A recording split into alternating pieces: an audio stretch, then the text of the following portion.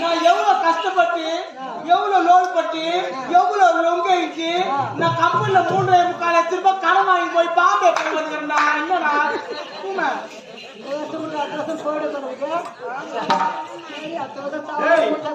என்னடா